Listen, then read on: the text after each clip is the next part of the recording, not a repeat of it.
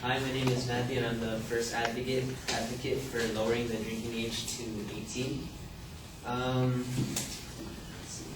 We want to lower the drinking age to 18 because we feel that the current legal age limit at 21 is ineffective, and it doesn't accomplish what it was made to do, and that there are negative consequences to having the legal drinking age at 21.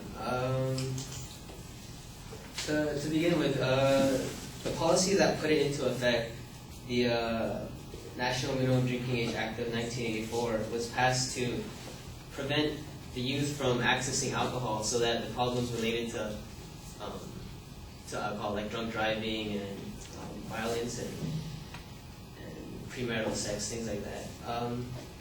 That was the main purpose of raising the age from 18 to 21. Dr. Morris Chavez, he was actually one of the main advocates on President Reagan's council that pushed for this policy to pass. He actually retracted his whole statement, and he went back and said that legal age 21 does not work. To be sure, drunk driving fatalities are lower now, but they are lower in all age groups. He continues to say that the collateral off-road damage, such as binge drinking that occurs in underage youth, and crimes like date rape, assaults, and property damage, are way worse than what they imagined it to be. So he actually, one of the main guys who pushed for the drinking age to be 21, went back and said that it's ineffective and there are more problems to it. And our whole argument is to sort of go in more into detail into that. So the intention of the policy overall is to lower the use of alcohol among the youth and prevent drunk driving. So my three claims are: first of all, it does not prevent alcohol-related injuries and crimes. Second, it encourages binge drinking. And third, the unhealthy habits formed from underage drinking are there are unhealthy habits formed from underage drinking when the age is 21. So, although legislating the drinking age may impact on where minors drink, it does not prevent them from drinking as much or having as many drinking problems as their legal counterparts. So we know that in college, alcohol is pretty easy to get. You may have friends who are 21 or not. It's fairly accessible, and it's not difficult getting alcohol. It's where you're going to drink it. Most of the time you're going to be in the dorm room or amongst your friends, hidden away in a car or something, because you can't drink out in the open. And so that the minimum drinking age is ineffective in that sense, where it doesn't stop everyone underage from drinking. The decrease in drinking and driving problems are the result of many factors, and not just the rise in purchase age or the decreased capital consumption. These include education concerning drunk driving, designated driver programs, increased seatbelt and airbag usage, safer automobiles over speed limits, and free taxi services for bars. This is said by Ruth Engs, a professor at Indiana University at their College of Applied Sciences. And it's just stating that while drunk driving has lowered, like, incidents involved drunk driving, and fatalities due to drunk driving, it's because there are a lot of other factors, like increased use of seatbelt and whatnot. So for binge drinking, one of the consequences of having the legal age at 21 is that while we're unable to drink in public at the age of 18, we are still adults at the age of 18, meaning we don't have many other restrictions, meaning we can go to any concert that we feel like, and these concerts usually have alcohol.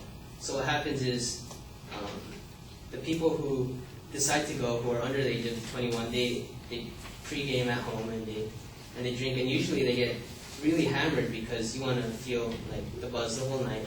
Instead of being able to go to a pub or a bar near the event, like safely, or actually purchasing the alcohol at the event, you're forced to, or your choice is to drink at home away from public eyes, and to go to the event risking, getting hurt on the way there, other problems like that. So it's the increased use of alcohol behind closed doors, behind supervision, where we can be regulated and taught how to actually, to drink. And so,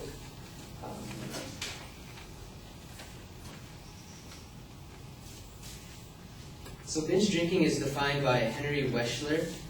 It's quantified by him by the 5/4 standard, which means 5 or more drinks for a man or 4 or more for a woman in one sitting per week. And this is binge drinking. And there's been a rise in binge drinking, even though there's been a decrease in overall alcohol consumption amongst the youth. And the National Survey on Drug Use and Health, binge drinking at 36.2% among persons aged 18 to 20, and 46.1% at ages 21 to 23. And this is a rise from previous years since enactment of the 1984 policy.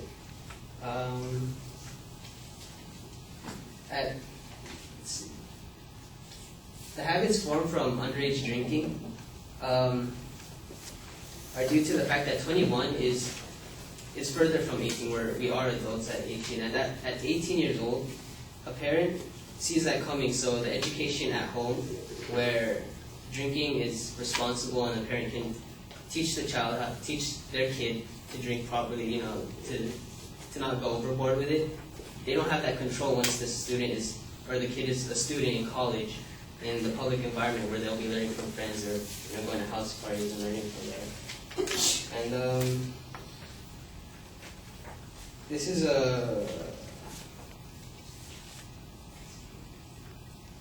the habits formed from underage drinking sort of carry on through your the rest of your life. So because 18 to 21 is still considered underage, your first experiences drinking are usually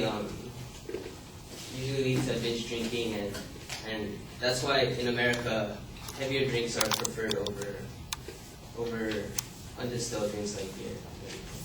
That's it.